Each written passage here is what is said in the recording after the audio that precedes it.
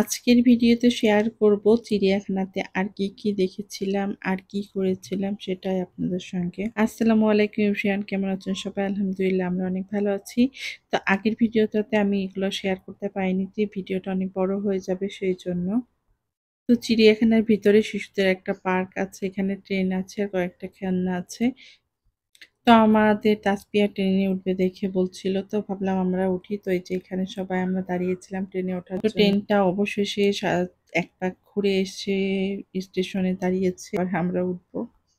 তো এখানে ওয়েট করার পরে টিকিট হাতে করে অনেকক্ষণ দাঁড়িয়েছিলাম ট্রেনটা ঘুরে আসার জন্য। তারপর হচ্ছে আমরা উঠে পড়েছিলাম ট্রেনে। তো পুরো এক পাক ঘুরতে হচ্ছে মনে হয় পুরো টাইম লাগে ৪-৫ মিনিট।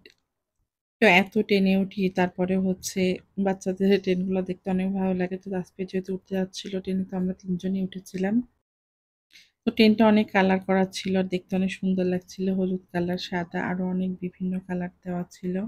আর একেকটা বগি দেখেন একেকটা কালার, সেইজন্য আরো কালারফুল ছিল আর দেখতে অনেক সুন্দর লাগছিল ট্রেনটা। তো এর আগে আমি ভিডিও করছিলাম ট্রেনের, আর এখন আমরা উঠেছি তাই ভিডিও করছি। আমাদের সাথে অন্য কেউ গেলে ভিডিও করে দিলে সুন্দর লাগতো দেখতে। যেহেতু আমরা ৩ জন গিয়েছিলাম, ৩ জনের ট্রেনে ছিলাম, তো সেই জন্য ভালোভাবে ভিডিও করতে পারিনি। তারপর ট্রেন থেকে নেমে চলে এসেছিলাম এই সাইডে ঘুরতে। যেহেতু অনেক বড় এরিয়া, তো সেই জন্য একটু রেস্ট করছিলাম আর ঘুরছিলাম, আর অনেক ভালো লাগছিল ওয়েদারটা। আর যেহেতু অনেক গাছপালা আছে আর সেরকম রোদও ছিল না, ঠান্ডা ঠান্ডা ছিল, ওয়েদারটা ঘুরতে অনেক ভালো লাগছিল।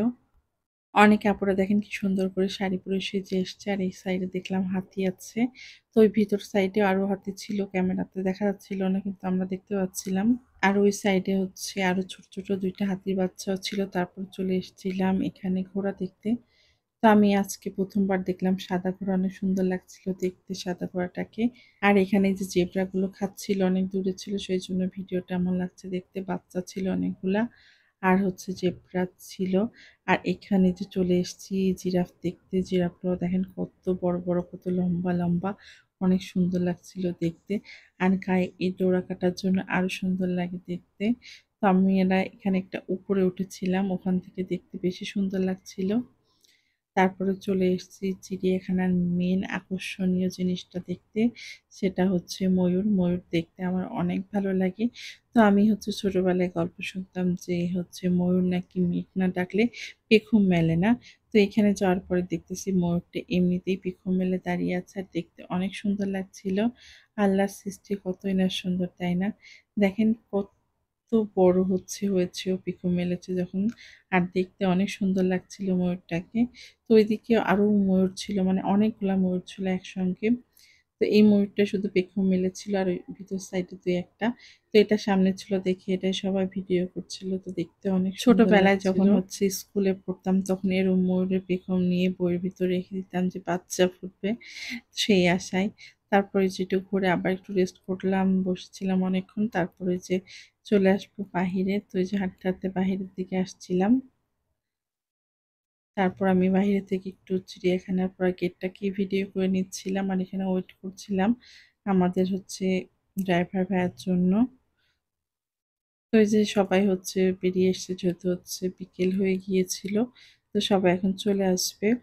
বিকাল ৫টা পর্যন্ত মেবি খোলা থাকে চিড়িয়াখানাটা। তো এই যে আমরা এখন রওনা দিয়ে দিব ওখান থেকে। পুরোটা ভিডিও করে নিয়েছিলাম। আর এই যে এখন আমরা বাসার পথে চলে আসছি। তো আজকের ভিডিওটা কেমন হয়েছে সবাই কমেন্ট করে জানাবেন। আর যারা কখনো যাননি চিড়িয়াখানাতে, অবশ্যই বাচ্চাদেরকে নিয়ে যাবেন। ওরা অনেক মজা করে, অনেক আনন্দ করেন। কারণ যা কিছু আমরা টিভিতে দেখি সেগুলো আমরা সামনাসামনি দেখতে পাচ্ছি, এটাই সবচাইতে বড় আনন্দের। আল্লাহ